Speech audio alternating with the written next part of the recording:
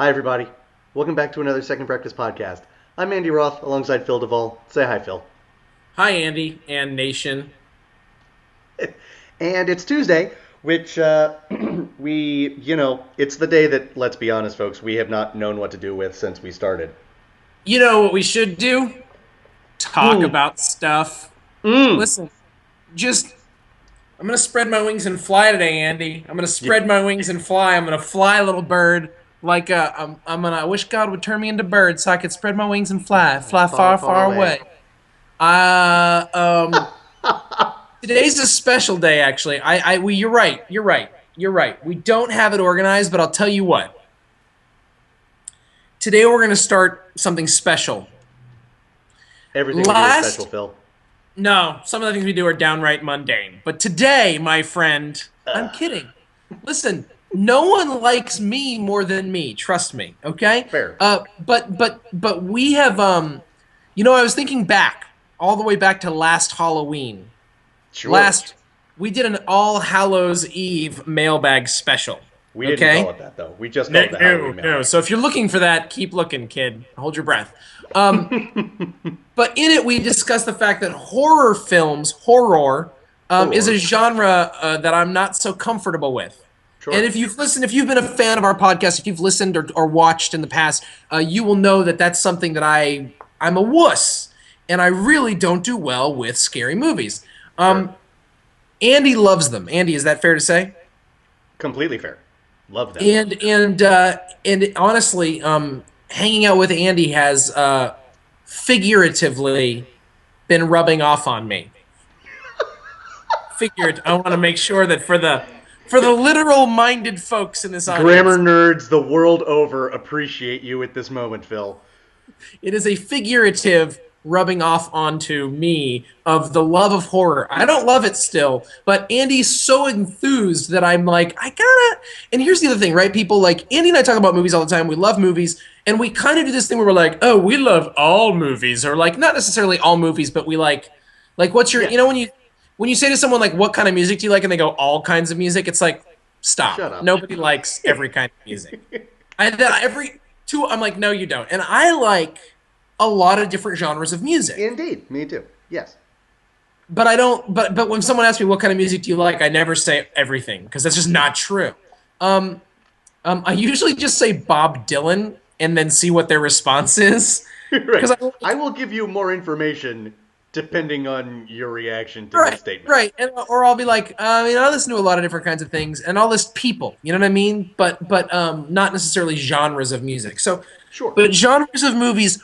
Basically, I love comedy, I love drama, I love action, and I love this stuff. But horror is a whole genre of film that I have basically not spent a lot of time with, Sure. and it's because it scares me, and I am like a little wussy person. Yeah. So I am trying to branch out, and the area I'm branching out into is horror movies, and I'm not really sure why. Still, it makes me feel very uncomfortable. I'm so I it's that moment, where like the dad releases the bike and the kid stays up for the first time. I'm not I'm sure so this bike pleased. is staying up yet. I'm not sure this bike is staying up yet.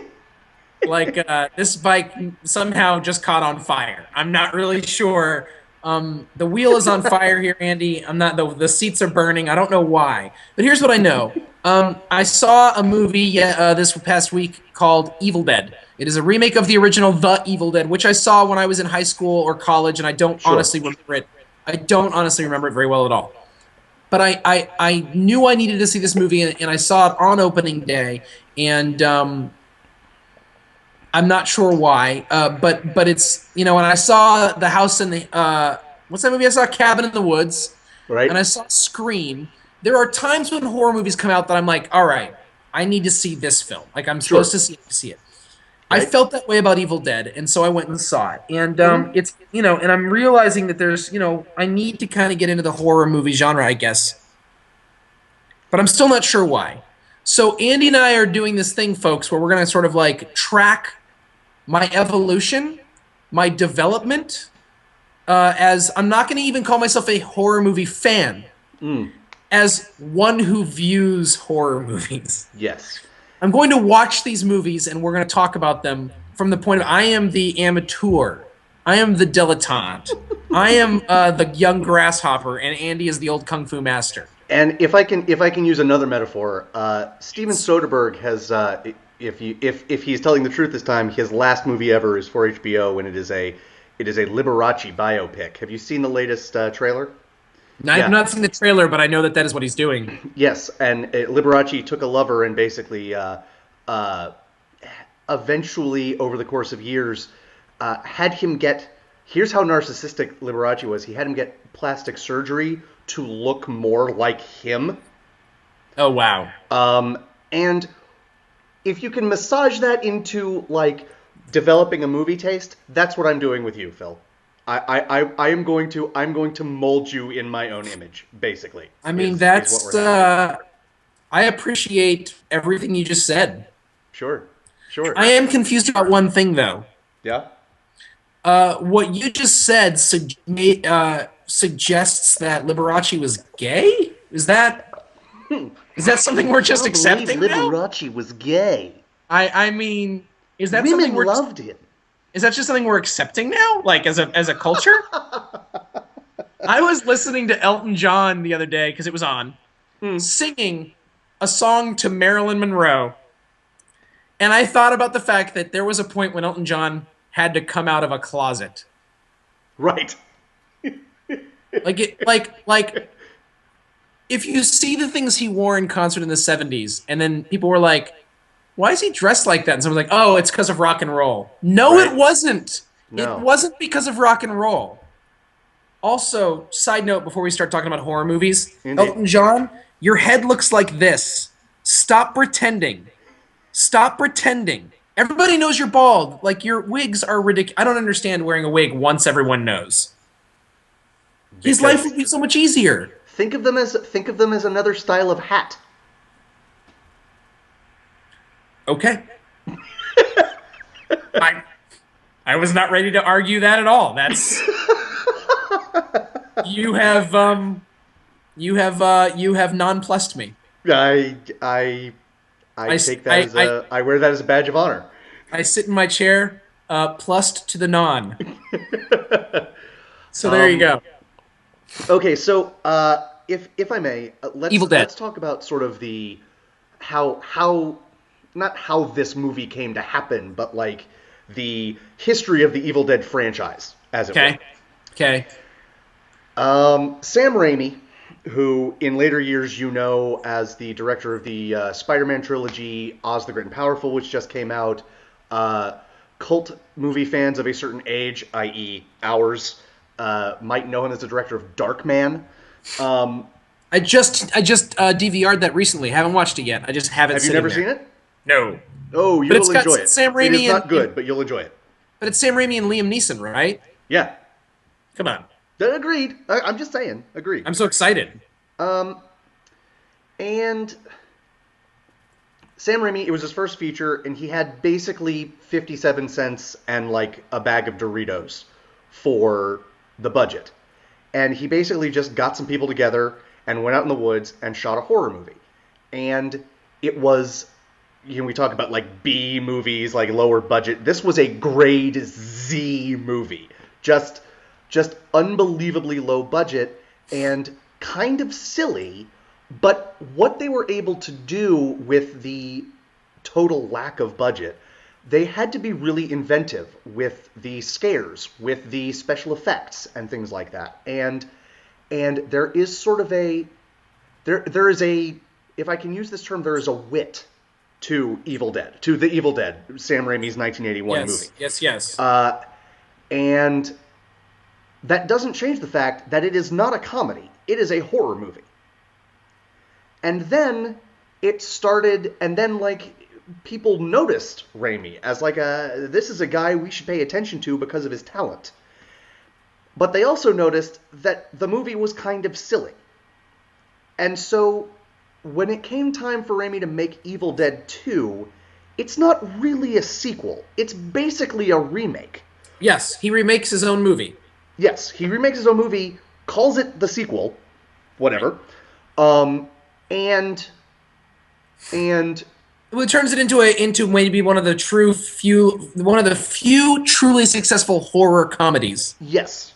And basically And what he it's does is yeah, he just plays up the wit and he pushes it into silliness, but the movie but works. yeah, it never stays it is not a parody of horror films, and that's important. Agreed.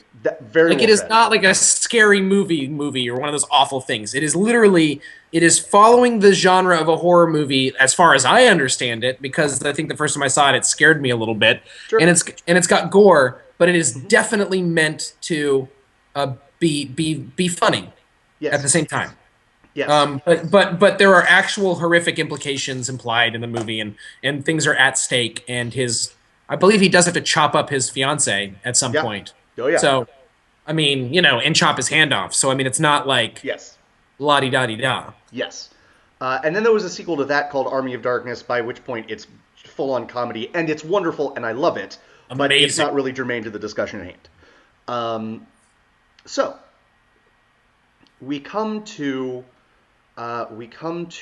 this new version of the Evil Dead called Evil Dead. Yeah. Can I say a couple things? Yeah. Please do. One thing you got to know, people, is if you already know about this stuff, then fine. But you got to know that, like, if you don't know about the Evil Dead stuff and Sam Raimi, like, it has never gone away in the sense that it's got a huge cult following. Bruce Campbell's huge cult following is based heavily on his work with Evil Dead, and specifically Evil Dead 2 and Army of Darkness. Yes. And Bruce Campbell being the star of those movies and co-producer of them as well.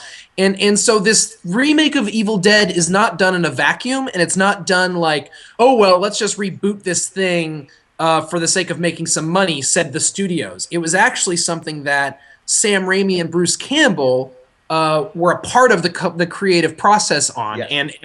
there's another guy named Bruce something, not Bruce something, but there's a third guy. The three producers of the original Evil Dead are all part of this production team that have decided to oversee this remake or reimagining of the very first Evil Dead film. And so Yes. I just wanted to say that, like, this isn't just like, hey, someone went and remade my movie. In many ways, fans of this franchise are seeing this as another installment in the franchise. Does that make sense? Yes.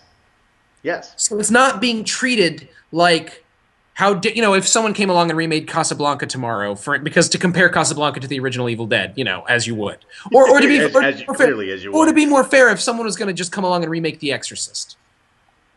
Right. Yes. It would be like if someone was going to come along and remake The Exorcist based on like William Peter Blatty and William Friedkin being involved in it or something like that. Exactly. You know? Interestingly, Diablo Cody apparently took a pass at the screenplay. I usually like what she does. I didn't really notice her input. She wrote Juno. She wrote Jennifer's Body. She's very quippy. I didn't really notice anything that stuck out as her, but I mean, I think she's a talented enough writer to blend in when she needs to. Right. But at the same time, why would you hire Diablo Cody if you don't want what she usually brings to the table? Right. So, Yes. so what do you want to talk about? Do you want to talk about the movie as a movie? Do you want to talk about? So we're delving into my sort of entrance into the genre. I mean, I've seen some horror movies. I mean, I saw the original Nightmare on Elm Street. I've seen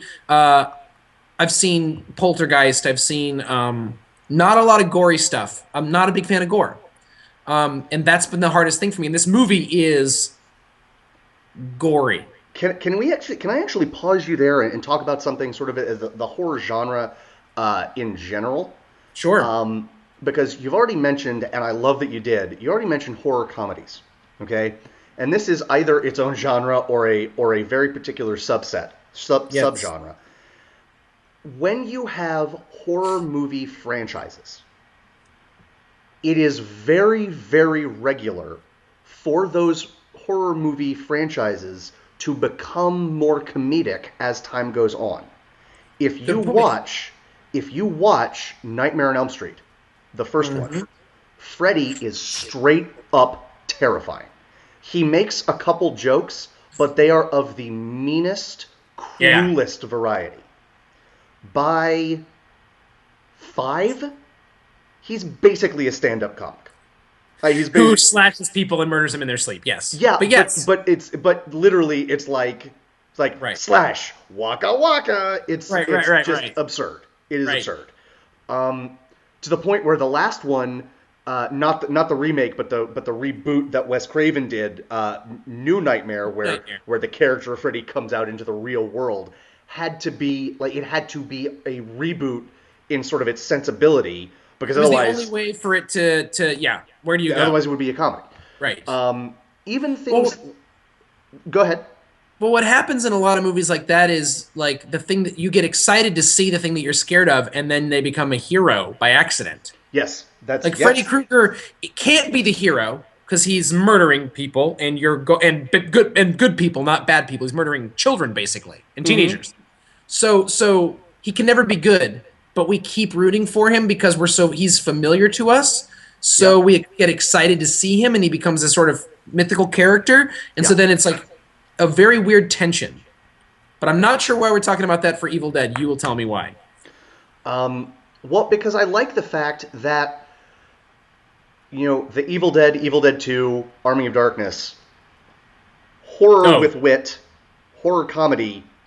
I like the fact that not only did they, I mean, I agree with you, it's almost a sequel, but whatever part of rebooting or remaking the series they decided to do, the thing that they did most was sort of bleach the comedy out of it. Yes, and I have some thoughts on that. I actually was thinking about that while I was watching it. Okay. Which is that the horror movies that I have liked, specifically Scream and that other one, Cabin in the Woods, were not comedies, but both made me laugh and had moments of levity.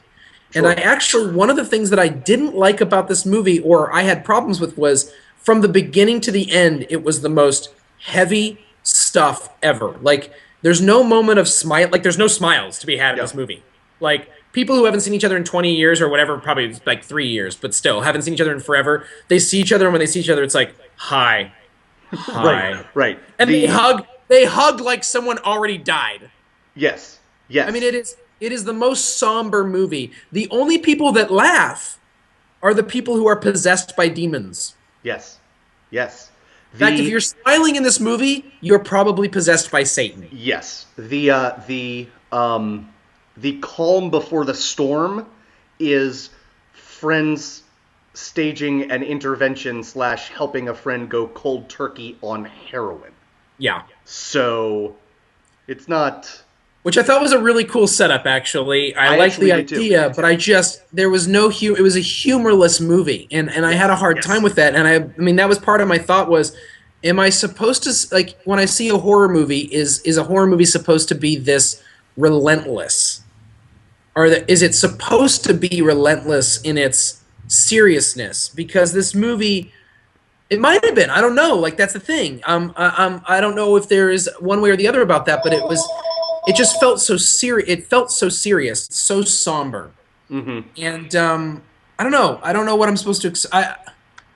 It just felt claustrophobic in that sense. And I'm not saying they weren't going for that. So one of the things when I watch these movies is I'm not sure if I'm scared... We talked about this when we were talking about you seeing House of a Thousand Corpses, which is a movie I saw inexplicably in the theaters in 2003 or 2004, sometime back then. And it was one of those things where I'm not sure if, like, I'm scared just because I'm unfamiliar with the genre, or if I'm scared because it's scary.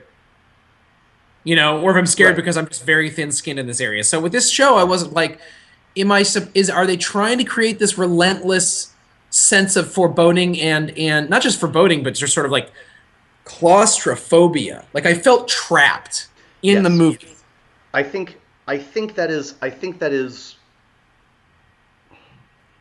that's a very intuitive thing for you to realize, and I think I could prove that they are doing it on purpose. There are a lot of close-ups in this movie at times when you wouldn't think, when sort of the language of film, and I know that's a really geeky and nerdy phrase, but like you expect if you're watching a romantic comedy, you'll see a shot of the guy, a shot of the girl, a shot of the guy, a shot of the girl, and then a two shot, right? Them looking at each other, right? That's just how it goes, right? Yeah. There are those sort of accepted film phrases, if you will, in every genre, and they produce a certain reaction in you. Evil Dead, the original, the Evil Dead, it will do a close-up, and this actually carried over into the sequel Evil Dead 2, and it was played for laughs because something that horror and comedy have in common is the unexpected. Yes. And so moving to this one, because this one shares this technique. There will be an unexpected close-up, or if you expect the close-up, instead of the camera being at a certain angle, it will be slightly off kilter, either up and down or just turned to the side. Sure. And what that does, it constantly keeps you, even if it's imperceptible, it keeps you on your toes. Yeah. And when the movie doesn't let you off the hook, I absolutely agree with you. I think that fosters a sense of claustrophobia. You never feel like, I don't ever remember any long shots and which is to say, folks, like shots that are from, like, it never feel like it reestablishes itself from far away, or you get any sense of perspective or context. They're up in this cabin in the woods, literally, Yeah. and you don't know where those woods are. You don't know how far they are from town. You don't know if there's anyone nearby. Mm-hmm. You don't know ever. You never know. You never, ever, ever know. There's no reference to it in the film, and there's no reference to it visually. And so when it rains, you feel trapped. You feel as like you don't actually have any sense that there could be anything outside of it. None of this is a critique of the movie. I was never bored, and there were things that were utterly horrifying to watch. Can I say one more thing about the camera? Yes, angles and movement? I thought it was very ably shot, but yeah, go ahead. Yes, I think I did not love the movie. I thought it was okay.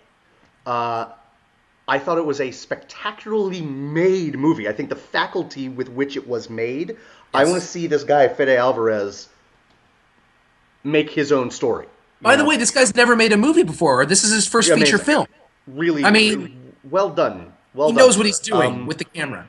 The one camera shot where there isn't something in the foreground, I mean, it's repeated a couple times, and this is borrowing from the earlier movies as well, is when you are you have the perspective of the Evil Dead, and he's like zooming through the forest, zooming through, which is a Sam Raimi technique that Sam Raimi uses actually a lot in his movies. Yes, but it's not.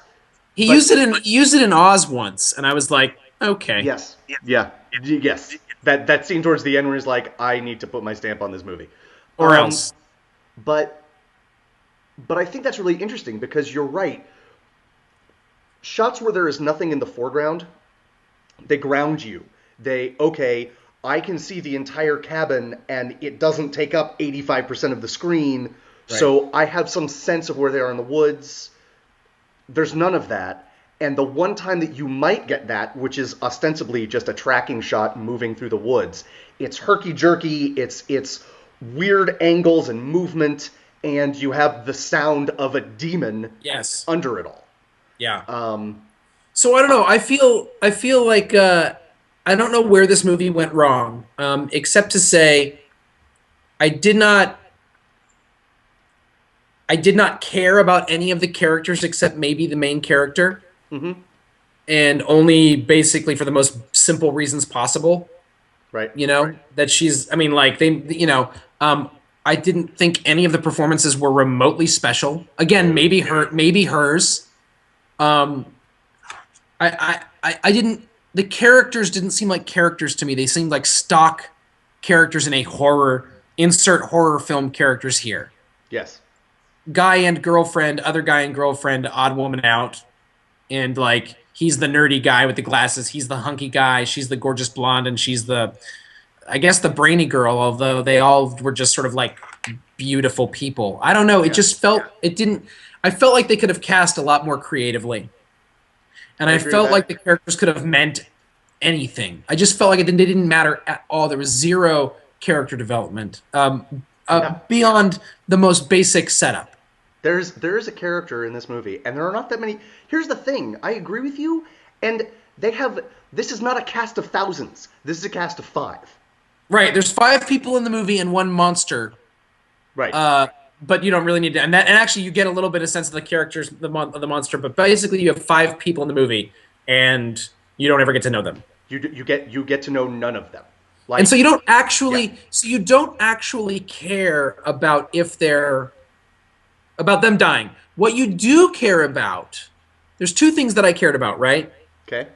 One, I felt like I was not a viewer. I felt like I was in the cabin. So that was a feeling of fear that I had. Yes, agreed. I never was given the opportunity to feel like I was watching other people because, like I said, the lack of context, which was, I think, very intentional. Mm-hmm. So you watch a movie like Cabin in the Woods and they pull back and you feel like you're viewing them. Right, which was also intentional. Absolutely. Right, but it gives you a break as well, which is nice. Well, it's true. You know? That's true. I didn't feel like I felt like I was not watching a story, but I was in the middle of it, and that was really well done. But I don't know if it was a good decision. It was a really well done. They handled it well. I just don't know if it was the right thing to do. The second thing is there's a point in the movie where basically, completely coincidentally, according to the Book of the Dead that they use and they read out loud, and that's what summons these spirits. Never read a Book of the Dead that is written in blood on human skin.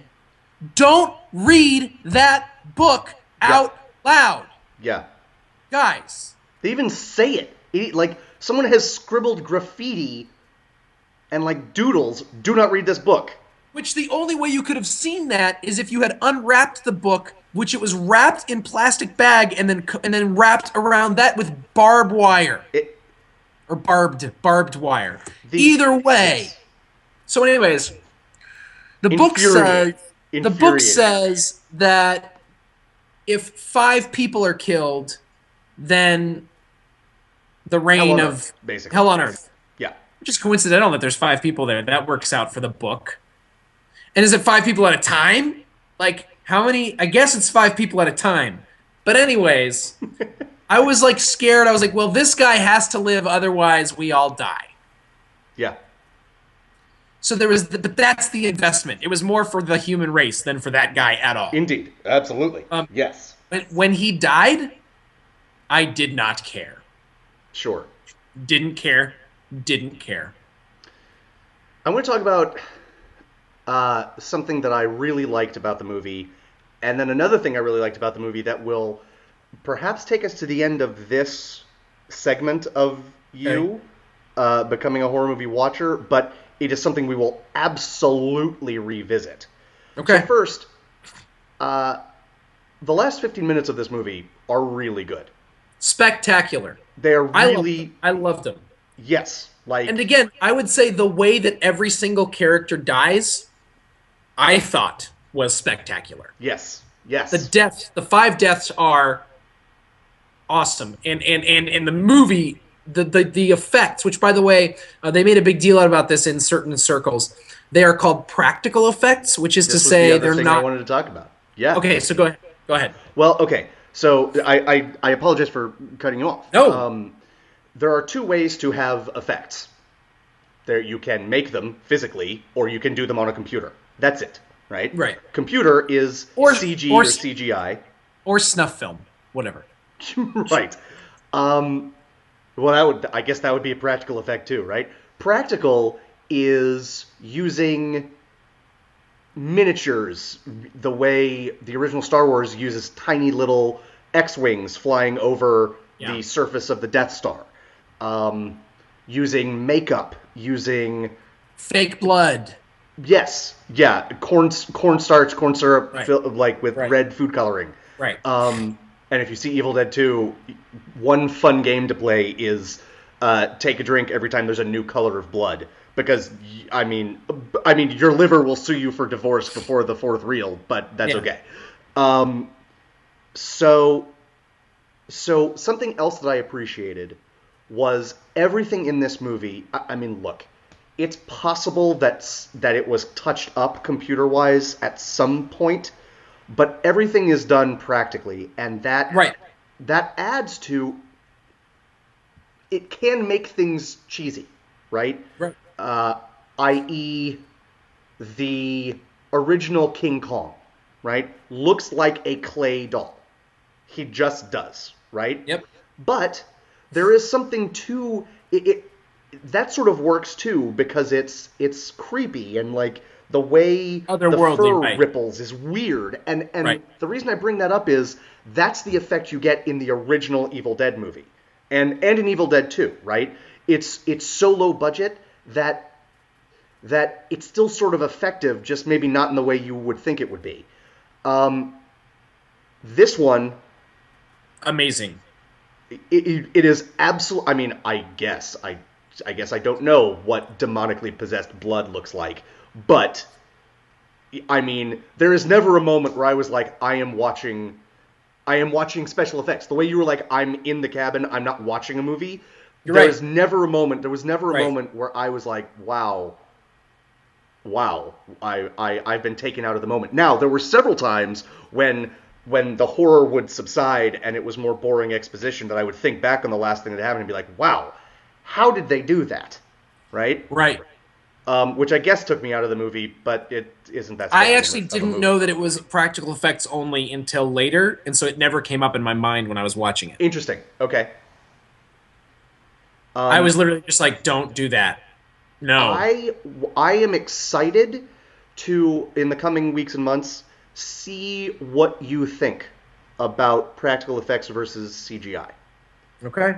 I think I know which way you're gonna come down, but I don't know, and so I'm interested about that. Uh, I guess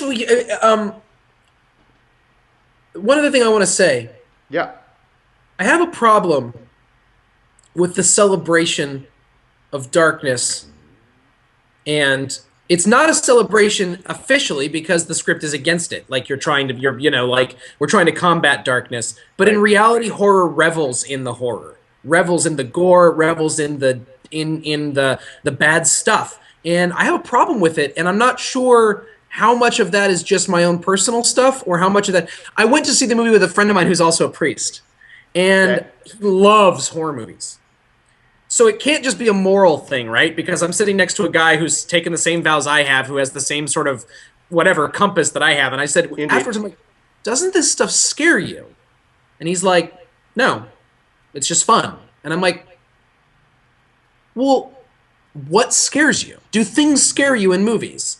And he says, oh, well, yeah. And he was like, but it's not stuff like this because this stuff isn't real. And I guess I'm like, okay. I mean, it isn't real, and I know that. Right. Although, if all cards on the table, if you pressed me on whether or not I believe in demonic possession, I would say I believe it's possible. If you pressed me on believing in supernatural things, I mean, I believe in Jesus. I mean, I believe in all sorts of. My religion Quite dictates that literally supernatural. Yes. I believe in all sorts of crazy things, and I acknowledge that. I don't pretend otherwise. I mean, and people who are like, no, no, no, no, it's really. I mean, we just had Easter. We just celebrated a guy coming back from the dead, and not as a zombie. People, not as a zombie. And so like I believe in this stuff, and so there is a part of me that actually is forced by virtue of my faith to accept things that are not normal Sure. as at least possible. Right. Right. So there's that. I mean, I would never mess with a Ouija board, and not because it's silly. I just wouldn't mess with it. I ain't taking any chances. That's the kind of person I am. But he said, "Oh yeah, things scare me." It was really interesting. He said, and I forget what movie. He was talking about a movie in Pet Cemetery. He was talking about a movie called Pet Cemetery. Yeah. And I haven't seen it. But he said there's a scene in it where a person talks about taking care of their grandmother, Okay. or and like discusses the grandma and the way she was sick, and like either portrays it or talks about it. I don't remember which. But he said that really, really terrified him. Okay. And it was like the way that it was portrayed, this old sick person was portrayed, scared him. And or you think about when in Bill and Ted's Bogus Journey, when Bill's grandmother is chasing them down the hallway, and it's Right. Bill with makeup. And I remember to this day that scares me. Yeah. So I know what he means, but I definitely have a place in me where like I have not part of our discussions don't I mean we're just scratching the surface today. But part of our discussions are going to have to be I don't know how comfortable I am with reveling in gore, murder, um, dismemberment, the occult. I'm not like one of those people who's like, you shouldn't listen to the Motley Crue because they're Satan. Like I'm not going there with this, people. Right. You know. Right. If only we. But I will. Can I? I want to say this, and this will be my final word on it. Okay. And maybe this will help us try to figure out what goes on in the mind of the mind of Phil. La Testa di Volo, which is like I saw the movie Casino with my dad when I was in high school. And in the movie Casino, there is a scene where two characters are led into a cornfield and then beaten to death with aluminum baseball bats. Yeah. And they show it. Yeah. It is, while there are many graphic things in that film, and that was probably before I started watching horror movies, the most graphic movie I had ever seen when it comes to violence. Sure. That scene is very prolonged, and you just watch these two guys being beaten to death with baseball bats, aluminum bats, while begging for their life. Right. And my dad said to me, and you will love this because you knew my dad, and those who didn't know my dad will love this just based on the idea that someone could say this. And my dad was by no means a Christian fundamentalist, people. He was by no means the paragon of church morality, okay? Sure. Said to me, Phil, don't look at this. I was 16. Phil, don't look. And I was looking, and he goes, Phil, don't look. This is bad for your soul. His words. Okay. Don't watch this. It's bad for your soul. And sure. I laughed at him so hard. I was like, you are the biggest dork that anyone ever could be for saying those words. But I remember them. Right. And the idea that something could be bad for your soul to watch, I absolutely believe in. Sure. Because we talked about this in another episode where we were talking about watching the videos we've seen of executions or things like that. Yes. I think it's bad for your soul to see certain things. I actually do think that, just as I think it's good for your soul to see certain things. So I don't know where horror movies place in all this, but these are the things that are going on in me as I take this whole watching horror movies thing way more seriously than a normal person. Let me set up the genre for you, and interestingly, with the setup, maybe this is where we'll end. But gore and shocking events and horror are separate entities, right? Horror is, for example, we have said this on the podcast, or I have said this on the podcast, the single scariest or creepiest moment in movie history for me is the end of Rosemary's Baby. And there's not a drop of blood. No. In that, there might not be a drop of blood in the entire movie. Right.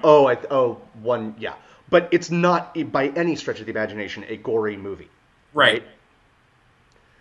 Now, gore is often, and I hesitate to say it in terms of the remake of Evil Dead, because I do think the guy did a nice job directing it. Gore is often the refuge of the untalented. Got it. Like, I can't build a sense of dread in a scene, but I can cover everything in red paint. Right. Having said that, there is another level, and it's not better than straight horror, it's just different.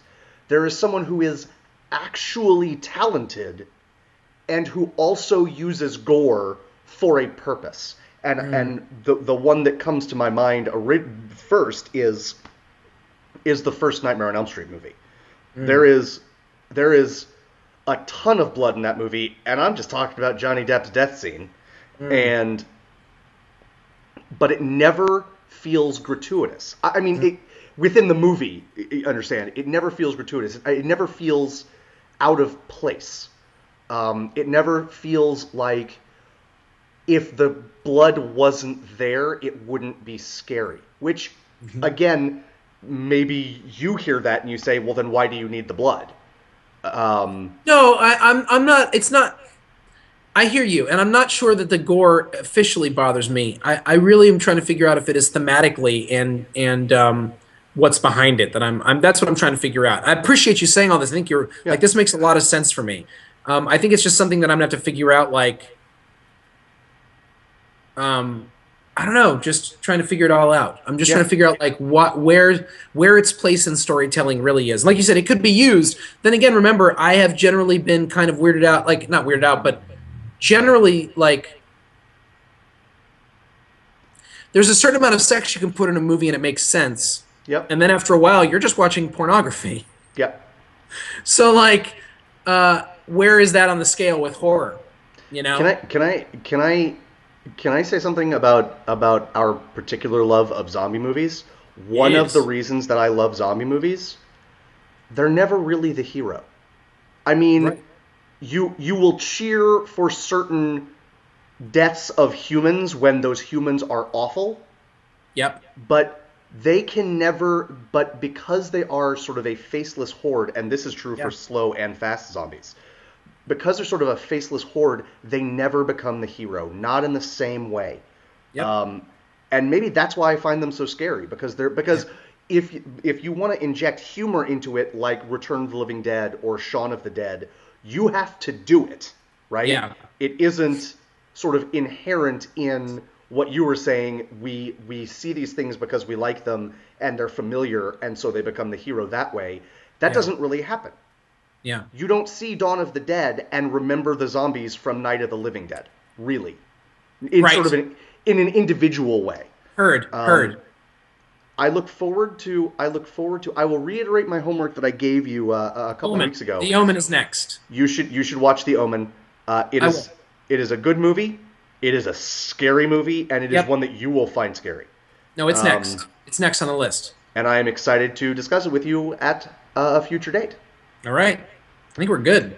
Yeah, guys, this is an exciting journey we're embarking on. I look forward to basically torturing Phil because I'm afraid that's what's going to actually happen, Feels a little bit like. and you get to watch it. Yep. But for now, this has been Second Breakfast. I'm Andy Roth. That's Phil Duvall. We'll see you again real soon. Bye bye. Goodbye, everybody.